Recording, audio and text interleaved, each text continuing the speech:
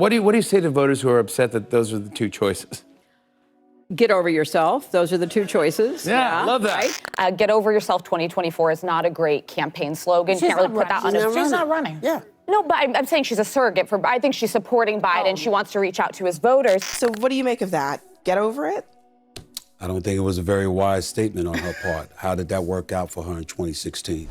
Stephen A is this close to jumping ship. He just needs to wipe that TDS out of the way and he'll be straight on that Trump train. Hey fam, welcome and welcome back to One and Done. Today we're going to be checking out a couple of interesting interactions. Hillary Clinton drops in on Jimmy Fallon. Stephen A. Smith's got a few surprises up his sleeve for CNN. And The View spewing up their normal nonsense. Now before we jump in, if you want to help a brother out, hit the like, smash the subscribe, ring the notification bell, help me get to the 1,000 sub club. And without further ado, let's roll that tape. Hillary Clinton stopped by Jimmy Fallon the other night with a message for Americans who aren't thrilled about either major party presidential candidate this election. Take a look. But it's Biden versus Trump. We Yes, know that. it is. It is. What do you say to voters who are upset that those are the two choices? Get over yourself. Those are the two choices. Yeah, love that. Right? And good. you know, it's kind of like one is old and effective and compassionate, has a heart, and really cares about people. And one is old and has been charged with 91 felonies. Yeah, okay. Okay, interesting.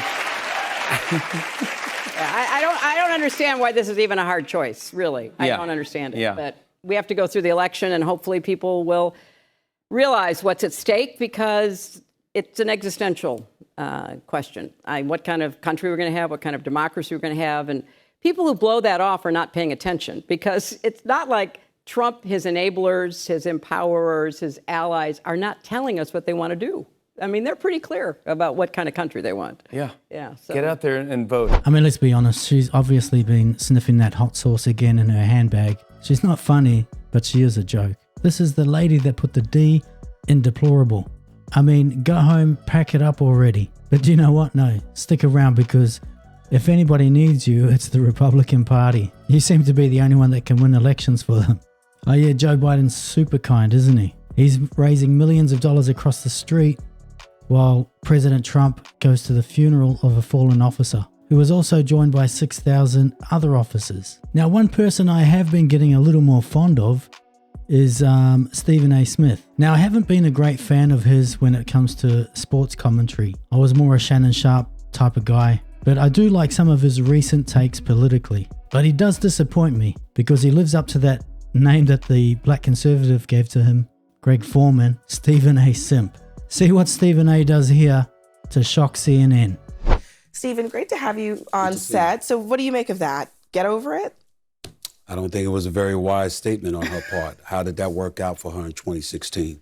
I think that's something that we have to recognize. Yes, she won the popular vote, but at the end of the day, she wasn't the president of the United States. It was him.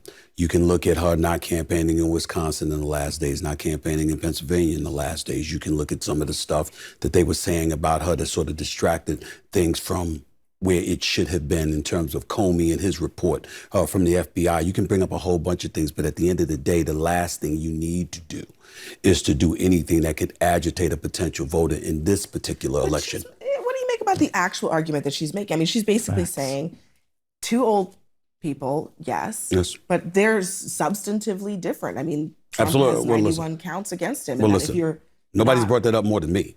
Four indictments, 91 counts, impeached twice. I'm not voting for him. I've said that to a lot of people. I've said that to you. But at the end of the day, what I'm saying is that at some point in time, you got to take into account what the voters thinking about. The voters, a lot of them out there, tens of millions of them out there, by the way, don't care what he's going through right now. They don't care about his guilt or innocence, his perceived guilt or innocence. They don't care about the 91 counts. They're thinking about their lives. And a lot of times we see politicians taking the positions that they're taking. And while we can respect their candor and their honesty, they do seem a bit detached at times from what the voters are actually feeling and what the voters are actually thinking. Nobody wants to hear that from Hillary Rodham Clinton at this particular moment in time, because especially if you're Joe Biden, what are you really, really worried about right now? You're worried about folks coming to the polls. You're worried about them showing up to the polls to vote for you. You're not worried even about them voting for Trump. You're worried about them not showing up to vote for you. That doesn't exactly encourage them to get up out of their seats and go to the polls. Oh yeah, he's nailed it. Biden's afraid of people actually coming out to vote.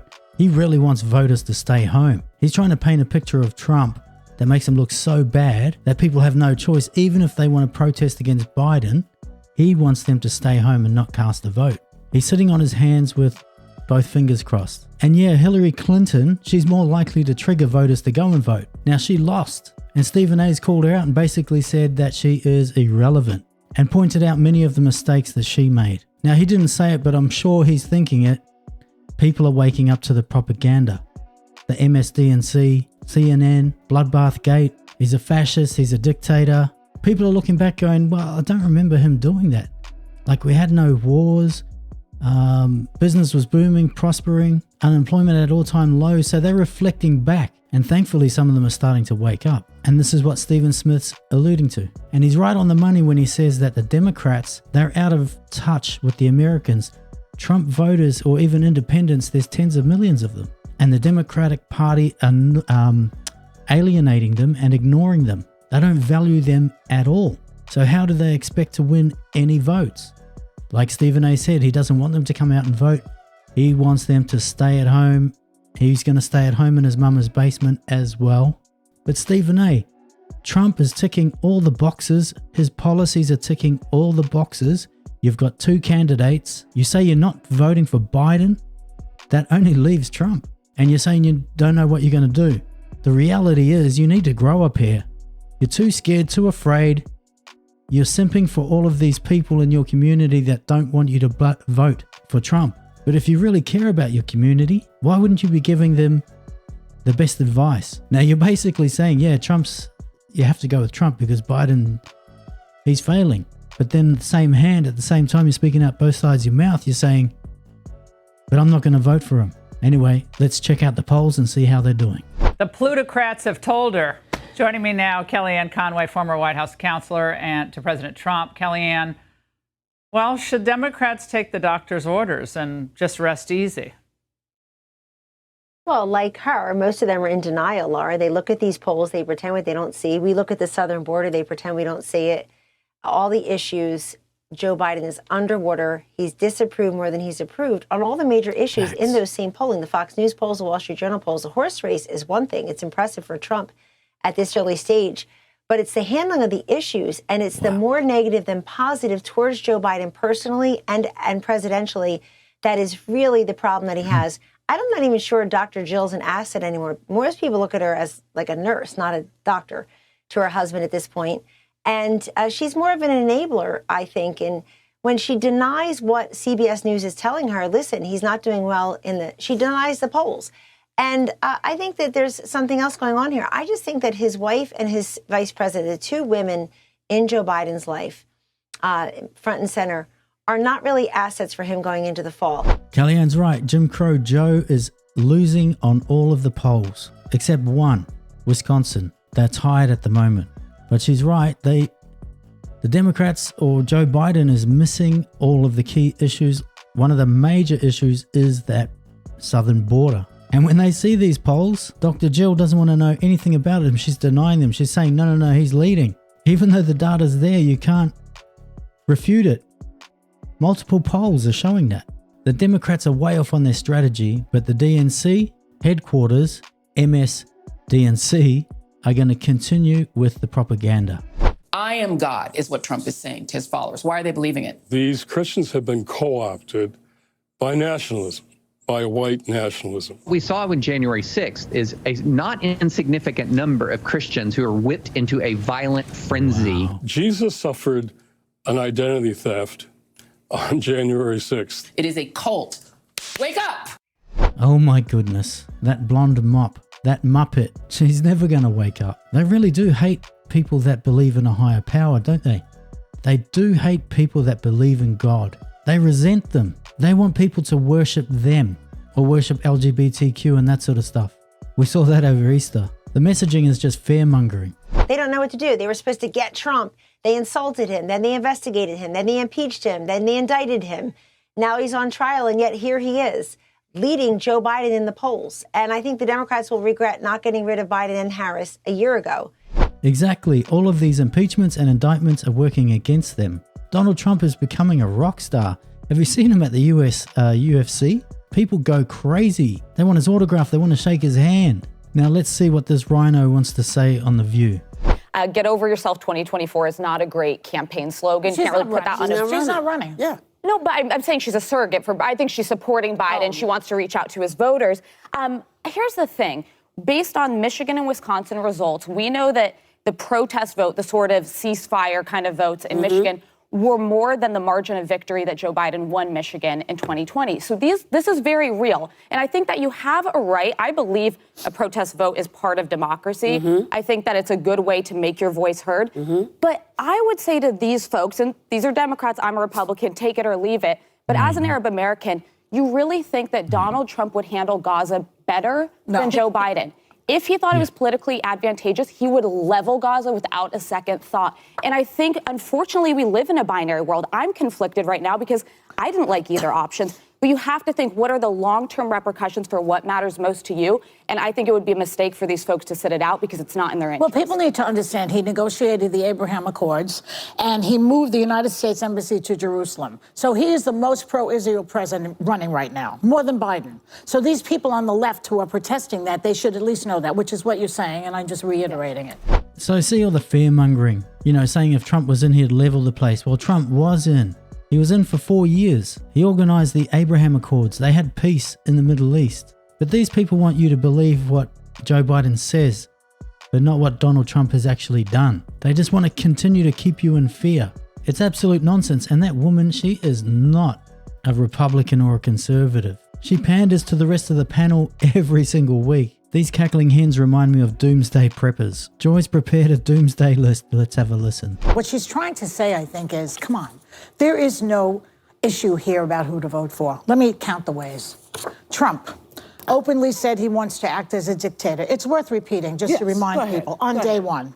He calls immigrants animals and not human. I'm assuming that he does not mean immigrants from Norway or Scandinavia. Where's his wife from? Slovakia. Or Slovakia. You know where he's talking about. Slovenia. It's just pure racism. He wants to take us out of NATO, which would destabilize the world order. It really would. But that'd be good for him. Be good for him? Yeah. How? I mean, because in his mind, he actually thinks that the monsters in the world, the dictators in the world, are going to surround him with love. Oh, yeah. And give him money. Yeah, this is what he believes. I believe. So this is what he praises dictators like Putin I remember. and Kim Jong. By the way, if he ever was president, he would hand Ukraine over to Putin, in my opinion. Well, that's what he said. And the rest of all the previous Soviet Union countries. He called, this is really one of the worst things that he's done. And it breaks my heart because my family fought in World War II. My father, all my uncles fought fascism. My husband, my ex-husband, or my present husband, rather, was in the National Guard during the Vietnam War. Yeah. I know people who were killed during the Vietnam War. He calls American military members who died in wars losers and suckers. How any military person, how any veteran could vote for this disgraziata, that's an Italian word for disgraceful. So there we have it, the cackling hens, Joy Behar. So she's claiming Trump wants to be a dictator. Does she not know he's trolling? I mean, these people, they can't be this dumb. And they think their audience is that dumb. He wants to be loved by all of the dictators, according to them, around the world. Putin, Kim Jong-un. No, he established working relationships with these leaders. Have your friends close and your enemies closer. Now, this woman would rather start wars with Putin. She would rather start wars with China. She'd rather start wars between Israel and Palestine. This is how ludicrous it is. She doesn't want she doesn't want world peace. She doesn't want Trump to be able to get on with world leaders and strike deals that benefit both countries. And his policies do put America first. Strong borders, energy independence, low unemployment, low inflation, bringing jobs back, achieving peace through strong leadership. Now the US needs leadership so bad. The sleeping mummy Weekend at Bernie's, dude, he's got to go. He's been sleepwalking for 3 years while 10.5 million people have crossed the border. Prices have gone up, wages have gone down. The people he claimed he was going to help out of poverty, the minorities in the inner cities, all their resources have been taken by illegal aliens. But he doesn't want to call them that. He doesn't want to upset them. He doesn't want to offend them. Not only that, they can go around committing crimes and organized crimes at that. And they'll just let them straight back out on the streets. Now, when you see Stephen A. Smith and people like that coming out, you know he suffers from TDS real bad, and he's starting to point stuff out. You know that there is a shift. Obviously, we've got the polls, we can look at them. It's just amazing to me that these propagandists, the DNC, MSDNC, CNN, ABC, all of these news networks, they're still pushing this stuff. It just isn't working. They're trying to bankrupt him. They're trying to lock him up. You're turning him into a rock star. Now, you know what? Maybe I shouldn't say anything. I shouldn't say any more. Just let them keep doing what they're doing, because Trump's polls keep rising. But that's it from me, folks.